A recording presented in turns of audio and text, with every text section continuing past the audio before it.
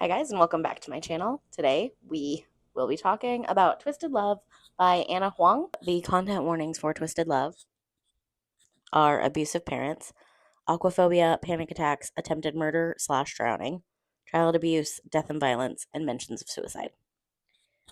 Okay, so we start this book with our female main character, Ava. Our female main character, Ava, and she is stranded on a deserted road in the middle of nowhere, near-ish to a bus stop. And we get a phone call where she calls her brother to be like, hey, I'm stranded and it's downpouring, because we learn that she is a photographer. And she got a ride, the people she was photographing, and then was like, no, I'll be fine. You guys go right ahead. Have so much fun. I'll get a ride. So she calls her brother to be like, hey, homie, come and get me. It's downpouring. And he's like, I'm a little busy getting my shag on, okay? So I need you to hold on and I'll call someone to come get you. So she's standing there while it's downpouring, absolutely hating her life. And her brother's friend pulls up, who turns out to be Alex Volkov, who is hot. Hot, but hates her and she hates him. And they don't get along. It's just the way it is, you know? They're not friends. I wrote in my notes, Alex Volkov, aka hot Ukrainian love interest, cue drool, because I mean, yes, please. So he rescues her and they're driving home. And she's like, we need to stop and get his cake. And he's like, what do you mean we need to stop and get his cake? She's like, I didn't get his cake yet. And he's like, his birthday party is happening, like, right now. And you want to stop to get the cake? You didn't get the cake already? And she's like, no. So they go back and forth. And then he's like, you cannot go in there like that. And she's like, what do you mean? And he's like, look at you. She looks down and she's wearing a white shirt that happens to be see-through now because she was standing in the rain. And he's like, I will not let you go in that building looking like that. It is not acceptable. I will go in and get his cake. And then they argue about it, and he wins, of course. So we learn that her brother Josh is going to another country for Doctors Without Borders type of thing. I mean, it's not called Doctors Without Borders, but that's what it is. And we get a fun little scene, like a flashback scene, where Josh is asking Alex to look after Ava while he's gone, just to make sure she's okay. He says she has a crazy ex named Liam, which, can I just say, I hate that name for a villain because I love the name Liam. I love when wonderful people are named Liam. I hate when wonderful people in books named Liam die. But I love the name Liam. It was something that I always wanted to name a child, and then my aunt gave it as a middle name to my cousin, which I mean, technically I could still use, but it's fine. I love it so much, and I hate that this Liam in this book is an awful human being, and it's terrible and should not exist. Back to my notes. We don't get any of the backstory as to why he is so concerned about that, and Alex very, very, very reluctantly agrees to watch over her earlier. So when I first took these notes, I was like, I did not have her brother Josh. I just had like her brother is going to another country. And then I had right before her brother, whose name I can't remember right now, and then I wrote in there Josh in all capital letters, is going to leave. She is talking to him about what he's going to do with the house, and he says he found someone to look after his house while he's gone. So they have the birthday party. Everything's fine. Next morning, she's like, who is going to watch your house while you're gone? Like, you're going to be gone for a year or something like that, some time frame of time close to a year. And he's like, it's fine. I got someone to watch it. And up pulls Alex Volkov, and she's like, you have got to be kidding me, because she lives in the house immediately next to her brother's house, aka now Alex Volkov's house. So can we just say dislike already, and kind of forced proximity, because houses right next to each other, like if he throws a rager, there's nothing you're gonna be able to do about it. It's gonna anyway. But Alex Volkov would never, because Alex Volkov is not that kind of man. We get more everyday life happening, and then we get a convo between her and her friends. A conversation between her and her friends, and one of them is a princess of another country. Like, sign me up for being a bestie with a royal.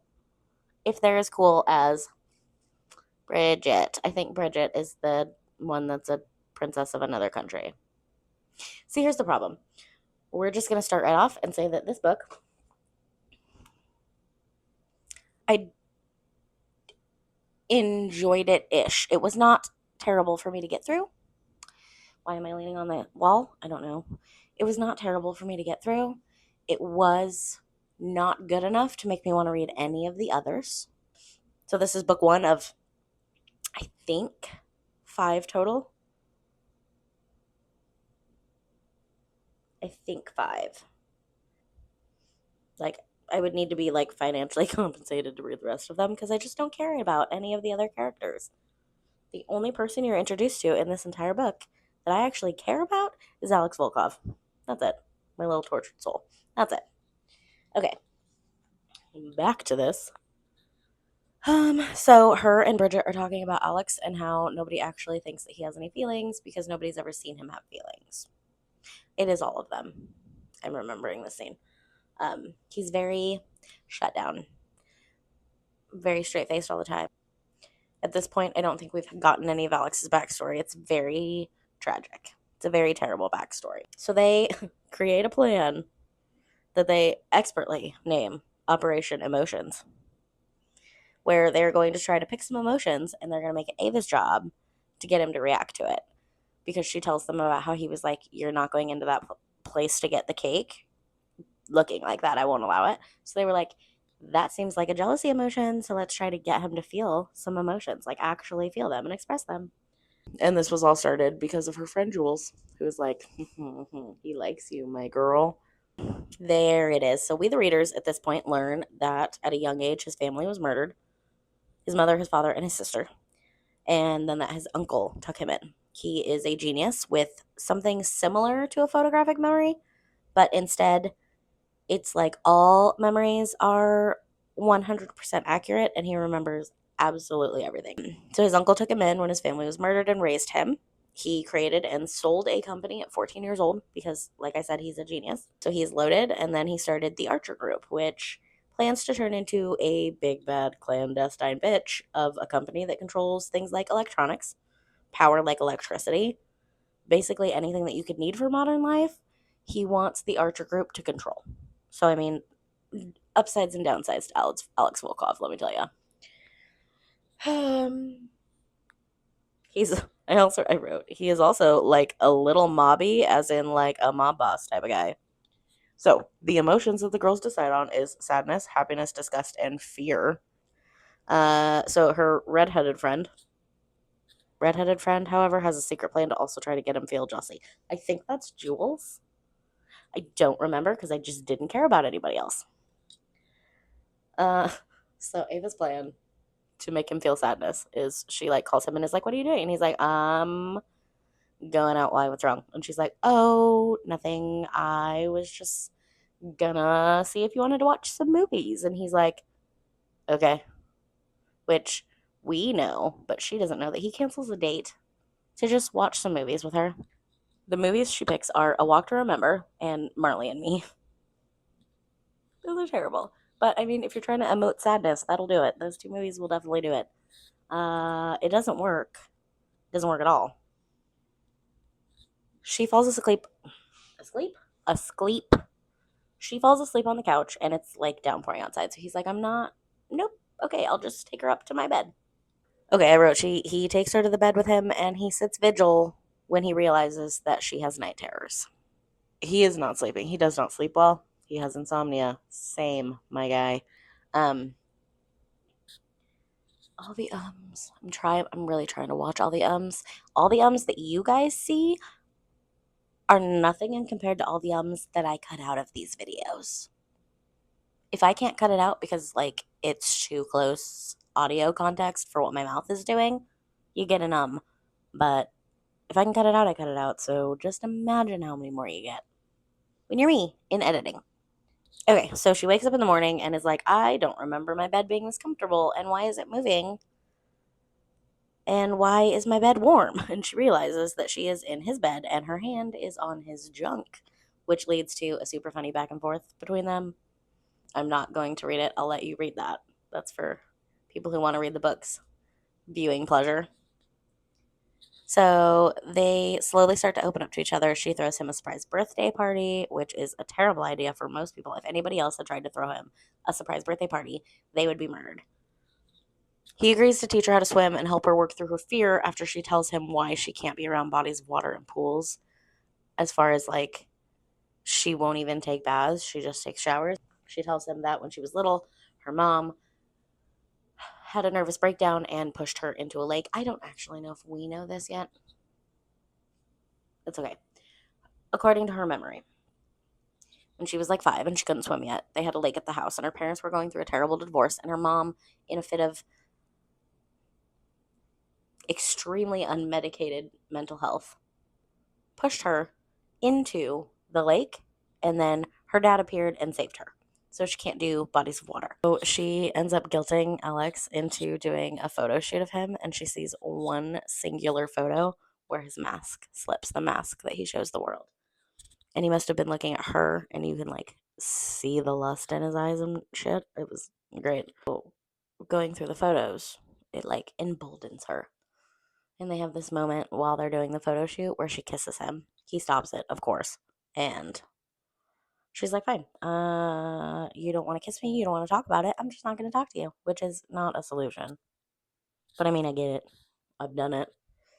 So she begins to ignore his texts and his calls. And then he shows up at her work with a fancy new phone. And she's like, what do I need this for? And he's like, well, yours is obviously broken and not working.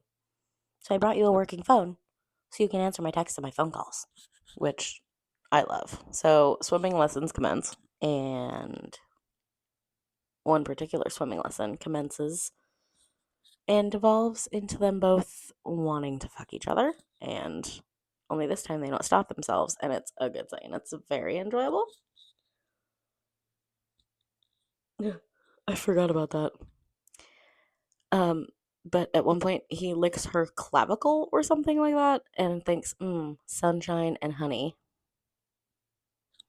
Sunshine and whiskey. Gross. So then they end up being in a hotel all weekend having sex. And P.S. authors, the word slit is not it. It is not cute. It is not a way that I want lady bits to be described. If I'm going to be enjoying reading about things happening to someone's lady bits, I don't want the word slit in there. I don't want the word folds in there. Gross. Do better.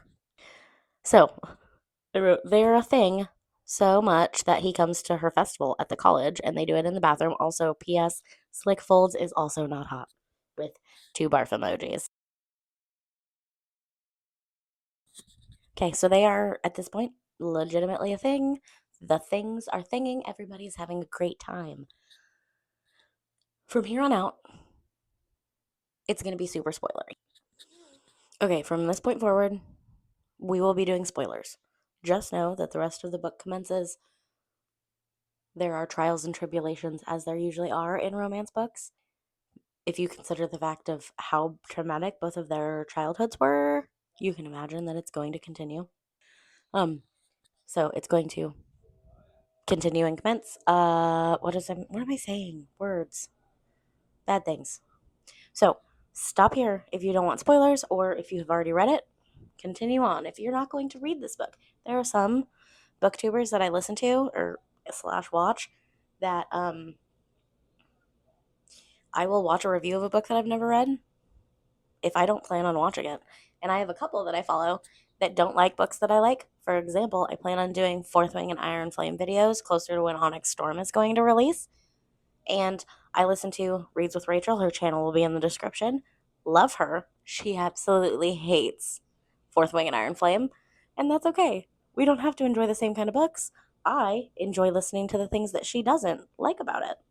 I like getting other perspectives. Other perspectives can be good. Anyway, continue on with the spoilers.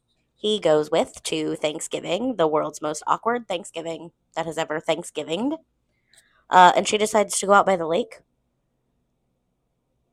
While they're out there, like she goes out early in the morning to the lake because she just had like a feeling that called her to the lake, which is weird. And then her father appears and she looks at him and he like reaches for her and she sees his gold signet ring on his finger and she screams. And the real memory of what happened the day that she almost drowned in this lake, along with a new one, emerges. One where she came home from school one day and went to her dad to show him her report card because she got an A+ on it. And he put a pillow over her face and was attempting to suffocate her. And then her brother came home and he stopped, which is a memory that was very repressed. So she is like walking around for days in a daze and she's feeling real weird. Um, and finally, Alex is like, "You need to tell me what happened right now." So she does. Her and Alex go and confront Michael, I believe is her dad's name. Yes, Michael. And he confesses everything. Everything. She's not his child. And that's the reason why he did it. That the only reason he saved her after pushing her into the lake was so that Josh, her brother, who is his child, wouldn't be sad. That he only fought for custody of her so that her and Josh could be together because that's what Josh wanted. She figures out that the only person that he's ever cared about is Josh. And let me just say, trying to murder the child that's not actually yours because your ex-wife was unfaithful while you were married is not okay. Not that murder, not that murder of children is okay ever, but like, my guy, what the fuck? So, Alex then reveals that the room is bugged and they will be turning the recording over. And Michael is like, "This will never hold up in court with the lawyers that I have." And Alex says, "With what money?" Because he proved that Michael had been fraudulent and doing fraud. Is that how that works? I don't know how fraud works. And other various white collar crimes. And so all of the dirty asset money has been frozen. So you're not going to be able to hire those good lawyers when you have no money. And Michael's like, "All right, fine, I'll go to jail. But you know what? Your brother will never believe you." Michael says, who is he going to believe? His father or some punk he met a few years ago? And then from the doorway, like an avenging angel, Josh goes, "In this case, Father, I'm inclined to believe the punk." And I was like, yes. Thank you, brother, for coming to the rescue and making everything fabulous. Ugh. So Josh and Alex have like a whole thing where Alex like punches him, or Josh punches Alex for being like, "You fucked my sister." And he's like, "Not my fault, my guy. Not my fault." So at this point, you are led to believe via a conversation between Alex and his uncle, Anton, I think. His name is Anton Volkov. Um, Between Alex, we're going to call him Anton until I correct myself via my notes. So Alex and Anton are talking, and you discover that Alex believes, because of something that Anton told him, that Michael is the person who had his parents killed. Because you learn that it was like a business deal gone wrong because his dad was also kind of in like shady business, and that's what got him and the family killed. And the only reason that Alex survived is because he was in a chimney or behind a wall in a hiding place that he had or something. I don't remember, but he watched it through a peephole into the living room. It's very weird, but he watched them die. So you realize that Alex has been planning to take down Michael for his entire life. You learn that the reason he became friends with Josh is because he knew that Josh was Michael's son. He did not intend to get close to Michael by sleeping with Ava, though. That was all accident. He didn't want to sleep with Ava because he was friends with Josh. So it started out that way, and then he became genuinely friends with Josh.